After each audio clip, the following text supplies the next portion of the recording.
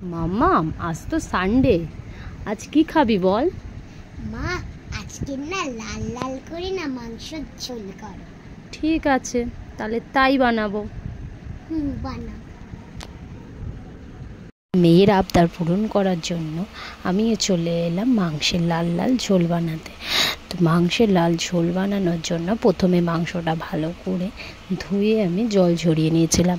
এরপর তার মধ্যে নুন, হলুদ গুঁড়ো, জিরে গুঁড়ো, ধনে গুঁড়ো, লঙ্কা গুঁড়ো আর কিছুটা তেল দিয়ে ভালো করে মেখে নিয়েছিলাম। তারপর বেশ কিছুটা পেঁয়াজ কুচি করে আর টমেটো কুচি করে একসাথে ভালো করে মেখে কিছুক্ষণ চাপা দিয়ে ম্যারিনেট করে রেখে দিয়েছিলাম।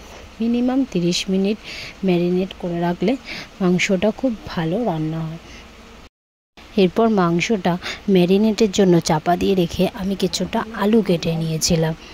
এরপর তোমরা কমেন্টে জানাও তোমরা কে কোথা থেকে আমার ভিডিওটা দেখছো। এরপর কড়াতে তেল দিয়ে ওই কেটে রাখা আলুগুলো দিয়ে কিছুটা নুন দিয়ে আলুগুলো ভেজে নিলাম। আলুগুলো ভাজতে ভাজতে ততক্ষণে আমি মাংসর জন্য একটা মশলা তৈরি করেছি। সেই মশলাটাতে ছিল আদা, রসুন আর ছিল কিছুটা কাঁচা লঙ্কা, লাল লাল কাঁচা লঙ্কা। এরপর মশলাটা পেস্ট করে নিয়ে আমি ভেজে রাখা ওই আলুগুলো তুলে নিয়ে তার মধ্যে কড়াতে আরও বেশ কিছুটা তেল দিয়ে দিলাম। এরপর ওই তেলে ফোড়নে দিয়ে দিলাম তেজপাতা আর একটু গোটা গরম মশলা। ফোড়নের সময় কড়াতে দিয়ে দিচ্ছিলাম একটুখানি চিনি দিলে ফোড়নের সময় মাংসর কালারটা ভালো আসে। এরপর একটু নেড়ে দিয়ে দিয়েছিলাম আবারও বেশ কিছুটা কুচি করে রাখা পেঁয়াজ। এরপর পেঁয়াজটা কিছুক্ষণ ভাজতে থাকলাম। ভাজার পর পেঁয়াজটা হালকা লাল হয়ে আসলে তার মধ্যে দিয়ে দিয়েছিলাম ওই বেটে রাখা মশলাটা দিয়ে আবারও কিছুক্ষণ ভালো করে নেড়ে নিতে হবে।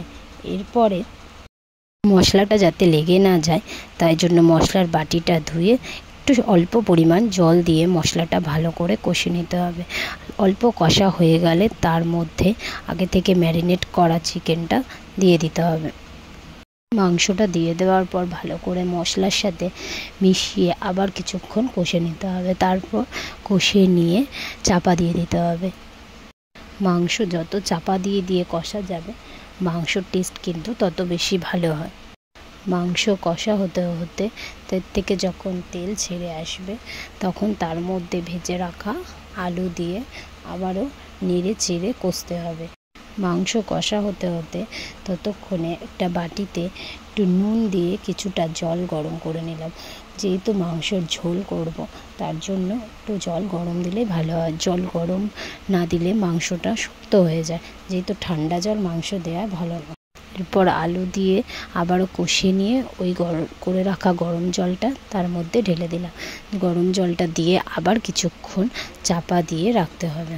এরপর আবার একটু ফুটিয়ে চাপা খুলে ওপর থেকে গুঁড়ো গরম মশলা ছড়িয়ে একটু চাপা দিয়ে আবার বেশ কিছুক্ষণ পরে নামিয়ে নিলে তৈরি হয়ে যাবে লাল লাল চিকেনের ঝোল। এরপর কেমন হয়েছে সেটা মেয়ে খেয়ে বলবে। মেয়ের মুখ থেকেই শোনা যাবে যে কতটা ভালো হয়েছে। তো চলো এবার মেয়ের কাছ থেকে শুনে নিই মেয়ের কেমন লেগেছে। কেমন খেতে হয়েছে? দারুণ মা, দারুণ।